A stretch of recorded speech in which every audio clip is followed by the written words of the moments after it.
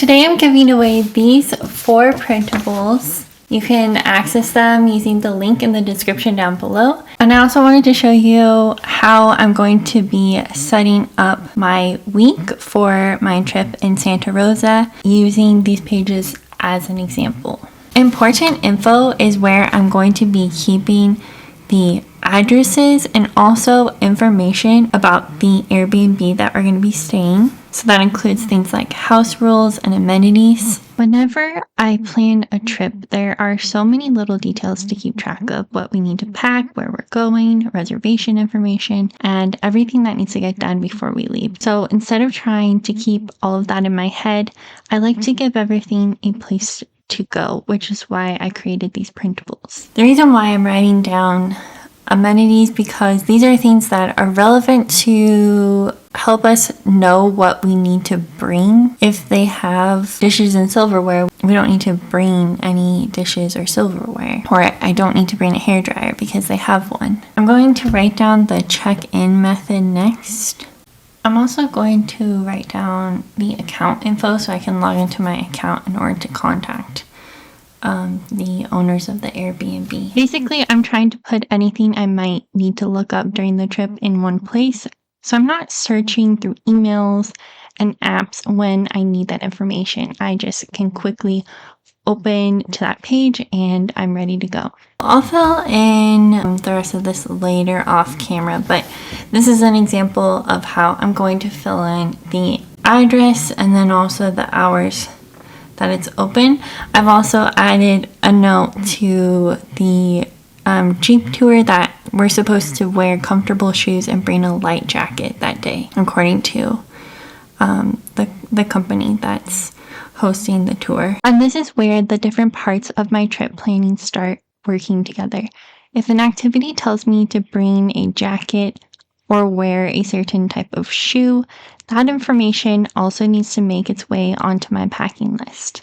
This page can be used as the second page of the packing list, or because it's unlabeled, you can use it for anything else that you need a checklist for.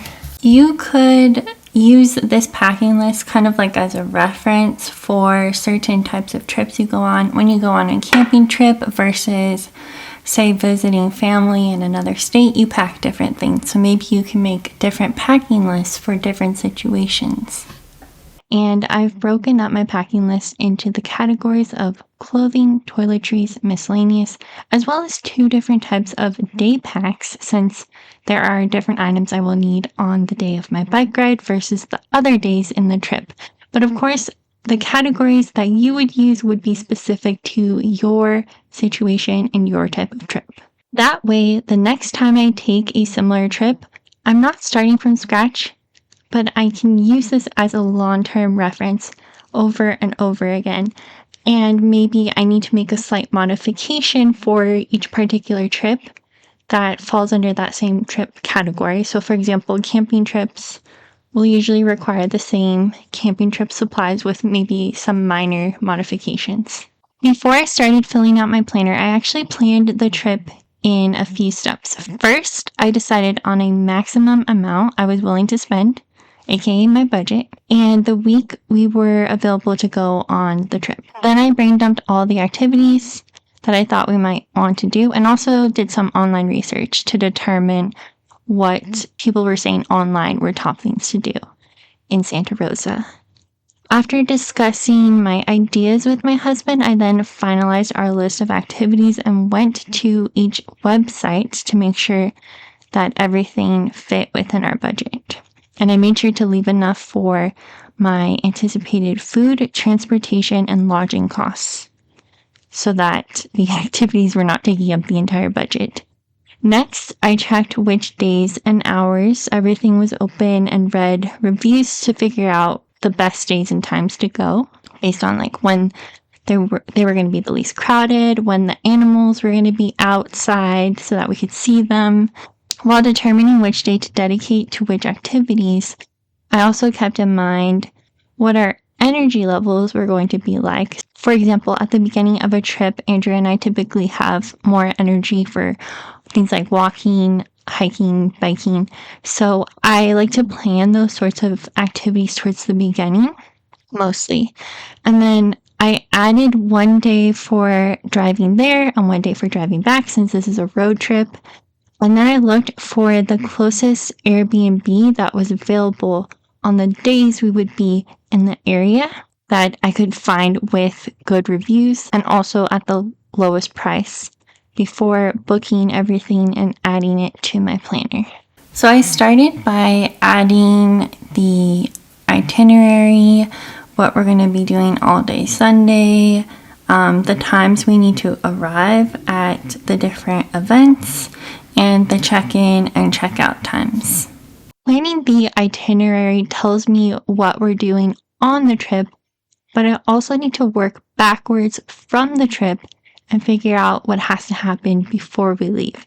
Some things can be done weeks ahead, while others have to wait until either the week before, the day before, or even the morning we leave. Down here, I just have some checklists for week before, day of, things I need to get done for this specific trip. So I have pack suitcases, borrow ice chests, charge security cameras, and confirm that the bills are all paid for the week that we're going to be on this trip. The day before, cook meals, prepare snacks, prep timers for lights, and pack the car. Day of, pack food, water plants, set house alarm, and close blinds.